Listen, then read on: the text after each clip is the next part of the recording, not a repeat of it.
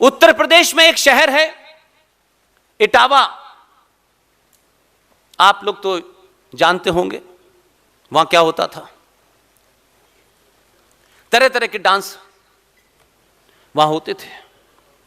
इटावा शहर में एक कलेक्टर था, इसलिए जिन्होंने आप पे राज किया वो आपकी साइकोलॉजी को जानते थे। 1857 में जो मेरठ से क्रांति शुरू हुई और एक आम भारतीय ने हथियार उठा लिए, तो पहली बार डायरेक्ट कन्फ्रंटेशन भारतीयों का अंग्रेजों से हुआ। उसमें अंग्रेज मारे गए बहुत से, लेकिन अंग्रेजों ने उस क्रांति को किसी तरह शांत किया और बहुत खामोशी से, आपको पता ना चले, उसका इलाज ढूंढा। 1870 की गलती उन्होंने किस तरीके से ठीक की और एक ऐसी प्लानिंग की कि आज भी हम समझ नहीं पाए। इसलिए जब हम बात करते हैं तो हमको लगता है कि हम वहां से शुरू करें जहां से हमारा दिल कर रहा है, यह नहीं होता। 1857 के डायरेक्ट कन्फ्रंटेशन के बाद इटावा में एक कलेक्टर था, अंग्रेज। किसी को अंदाजा भी नहीं था कि उस कलेक्टर को क्या जिम्मेदारी दी गई है। उसने अपना काम बहुत हल्के फुल्के अंदाज में किया और आज भी हमारे युवा बच्चों को यह बात नहीं पता होगी, और पता होगी तो सिर्फ इसलिए कि उसको सही आंसर लिखने से नंबर मिलेंगे, बस यहीं तक पता है। इटावा का कलेक्टर का नाम था A.O. ह्यूम, जिसने 1885 में कांग्रेस पार्टी की स्थापना की। यह दुनिया का आपको अजूबा नहीं लगता है कि जो लोग आपको गुलाम बनाने आए, गुलाम बनाया, उन्होंने ही इंडियन नेशनल कांग्रेस की नींव रखी कि अब हम तुम्हें अंग्रेजों से आजादी दिलाएंगे।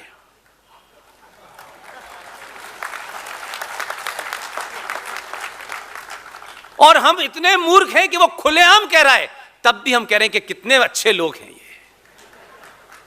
यही गुलाम बनाए हुए हैं, यही आजादी के लिए इंडियन नेशनल कांग्रेस को 1885 में उसकी नींव रख रहा है।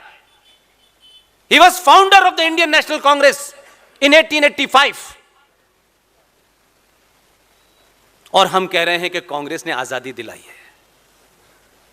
4-4-5-5 आज के युवाओं बच्चों के लिए कहता हूं, आप किसको वोट दें किसको ना वोट दें, यह मेरा डिस्कोर्स नहीं है, लेकिन आप जब भरी सभा में 10 लोगों के सामने, 1000 लोगों के सामने बोले तो आपके तथ्यों को कोई काट ना सके। सिर्फ इतना ही मेरा एजेंडा है और कोई एजेंडा नहीं है। तर्कों पे, तथ्यों पे इस सभा में जितने लोग आए हैं, कोई भी कहीं मिल जाए जो वो अकेला खड़े होकर बोले, तो उसके तथ्य और तर्क इतने मजबूत होने चाहिए कि भले ही आपसे वो दो राय रखता हो, भले ही उसको आपका नाम पसंद ना हो, लेकिन आपकी बात को काट ना सके। यही मेरा एजेंडा है। आप सोचिए, 1885 में कांग्रेस बनी, ओ ह्यूम साहब उसके फाउंडर थे। 1888 में इलाहाबाद के अधिवेशन में जॉर्ज यूले दूसरे प्रेसिडेंट थे। 1889 में विलियम वेबर थे उसके प्रेसिडेंट। 1894 में एल्फ्रेड बेब थे और 1904 में हेनरी कॉटन साहब थे। ये इंडियन नेशनल कांग्रेस के अध्यक्ष लगातार अंग्रेज रहे और हमारे लिए लड़ाई लड़ रहे थे कि हम अंग्रेजों से आपको निजात दिलाएंगे। इसलिए किताबें वो पढ़िए जो उस घटना में मौजूद थे और उन्होंने लिखी थी, उन्होंने उसका वर्णन किया है, उन किताबों को पढ़िए। ये सेकंड सोर्स और थर्ड सोर्स से जब आप पढ़ते हैं तो कुछ लोग जो हैं अपनी दुकान चलाने के लिए अपना ही लिखा पढ़ते हैं बस, और उसी को सच समझते हैं। उनको लगता है जो हमने लिखा है वही सच है और दूसरे का हमें मानना नहीं है, इसलिए उनकी क्रेडिबिलिटी नहीं है, इसलिए आज उनकी कोई बात नहीं सुन रहा है। उन पूरी घटनाओं को आप सुनेंगे तब आपको पता चलेगा कि 1946 में किस झूठ फरेब के साथ जिस शख्स को 14 वोट मिले उसे प्रधानमंत्री नहीं बनाया गया और जिसे एक भी नहीं मिला उसे बना दिया गया। आपसे कोई पूछे कि यह कहां का रेफरेंस है, पूछ सकता है आपसे कोई, आप सीना ठोक के कहिएगा आचार्य जेबी कृपलानी जिस वक्त वो चुनाव की प्रक्रिया हो रही थी उस पूरे प्रोसेस में आचार्य जेबी कृपलानी साहब इंटीरियम कांग्रेस के अध्यक्ष थे। उनकी देखरेख के अंदर वो जो 14 वोट थे वो खुले और उनके सामने सब गिने गए। इसलिए जेबी कृपलानी साहब ने किताब लिखी। इन किताबों का जिक्र कोई नहीं करता क्योंकि उनको लगता है कि अगर हमने यही किताब बता दी तो हमारे झूठ को कौन पढ़ेगा, तो भारत माता की जिंदाबाद कहने के लिए लोग कहां मिलेंगे हमें। आचार्य जेबी कृपलानी ने उस पूरी घटना का वर्णन किया है अपनी किताब में और उस किताब का नाम है Gandhi, his life and thought. Page number 248, 249, 250 पर वो पूरी प्रोसीडिंग लिखी है कि किस तरह गांधी जी ने सरदार पटेल को मजबूर कर दिया इस्तीफा देने के लिए। उस किताब में बहुत सारी बातें हैं, उसी में एक बहुत खूबसूरत रेफरेंस है। इसलिए कभी कभी भाषा की मर्यादा को दिमाग में रखना चाहिए। गाली देना बुरी बात नहीं है, गाली आनी चाहिए लेकिन सही जगह पे इस्तेमाल करिए। किसी भी शब्द का इस्तेमाल वैसे ही है कि कोई पागल कुत्ता आपके सामने आ जाए और आपको लगे ये काट ले तो आपके रुको रुको मैं मंत्रों का उच्चारण करता हूं अभी। इसीलिए कोई पागल अगर गाली की भाषा समझता हो तो मजबूर होकर गाली दीजिए, बगैर मतलब की गाली मत दीजिए। अपनी बात को कहने का अंदाज होना चाहिए। आप बात भी कह दें और लोग समझ भी जाएं। बनारस हिंदू विश्वविद्यालय का इनॉग्रेशन हो रहा था। आचार्य जेबी कृपलानी लिख रहे हैं, वो गवाह हैं इस बात के। नए नए आए थे साउथ अफ्रीका से, वो कोट पैंट उतार के, उनको यहां बताना था। बनारस हिंदू विश्वविद्यालय के इनॉग्रेशन में पहुंच गए। वहां राजा दरभंगा भी मौजूद थे। सबने भाषण दिया लेकिन वो नए नए आए थे, किसके एजेंडे पे काम कर रहे थे अल्लाह जाने। क्रांतिकारियों को उल्टा सीधा बोलने लगे। बहुत कुछ उन्होंने उल्टा सीधा बोला क्रांतिकारियों को। देखिए कोई भारतीय नहीं उठा उसमें से। एक महिला जो भारत की नहीं थी 1917 में कांग्रेस पार्टी की अध्यक्ष रही, खड़ी हो गई। अगर मैं हिंदी में उसका अनुवाद करूं तो उसने उसी सभा में खड़े होकर के कहा, गांधी अपनी बकवास बंद करो और भागो यहां से।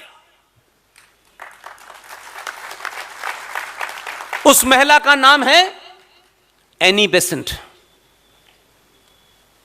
इसलिए आपके बीच में वो किताबें हैं, उन्हीं के बीच के लोग लिख के गए हैं। किसी और का किताब रेफरेंस देंगे तो लोग मानेंगे कि आपने अनर्गल बातें करने के लिए उल्टी सीधी किताबों का रेफरेंस दे रहे हैं। कल मैं बैठा था आपके शहर के लोगों के बीच में खाने पे, ये मुझे खाना खिलाना चाहते थे। मेरी प्रॉब्लम है कि खाना मैं खाते ही नहीं। ये बार बार के ये लीजिए, मैंने कहा मेरी बात सुनिए, मैं अपना समय सदुपयोग करना चाहता था, ये खाने में इंटरेस्टेड थे। कल बहुत सारी बातें पता चली मुझे, तब मुझे लगता है कि छोटी छोटी जगह भी शब्दों का न जानकारी होना कैसे किसी राष्ट्र की लड़ाई में कमजोर कर देता है।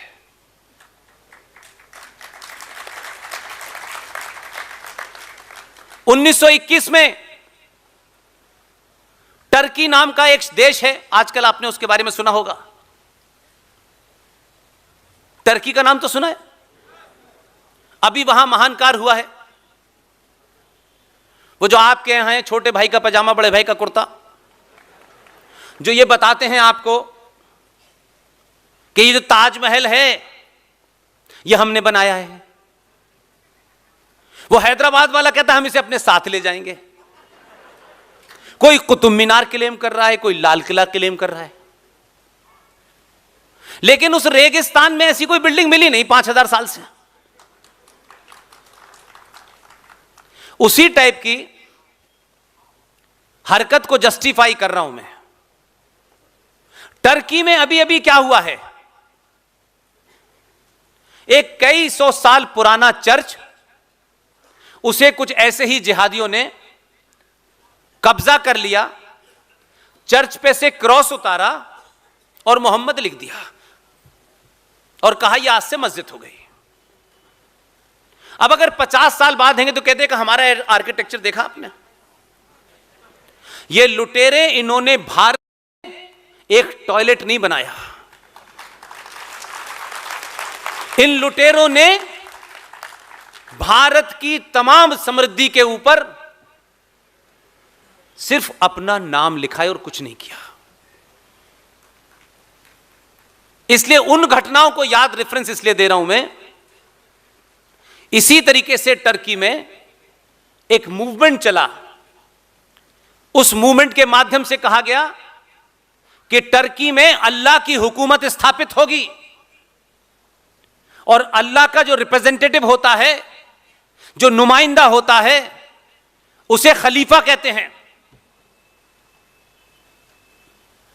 तो खलीफा जो मूवमेंट वहां चला रहे थे कि वहां खलीफा की हुकूमत स्थापित हो, तो उस मूवमेंट को खिलाफत मूवमेंट कहते हैं। भारतीय समाज खिलाफत का मतलब समझता है विरोध। महान एक ऐसे आदमी गुजराती को उन्होंने समझा दिया कि यह खिलाफत मूवमेंट को आप अगर सपोर्ट करेंगे तो भारत का मुसलमान यहां की आजादी में बढ़ चढ़ के हिस्सा लेगा। अब उनके बारे में तो आपने सुना ही है, वो कितने जानकार थे। उन्होंने सुन लिया, उनका अच्छा खिलाफत मूवमेंट, तो वो उन्होंने ये समझा दिया कि ये खिलाफत मूवमेंट भारत में अंग्रेजों के खिलाफ है।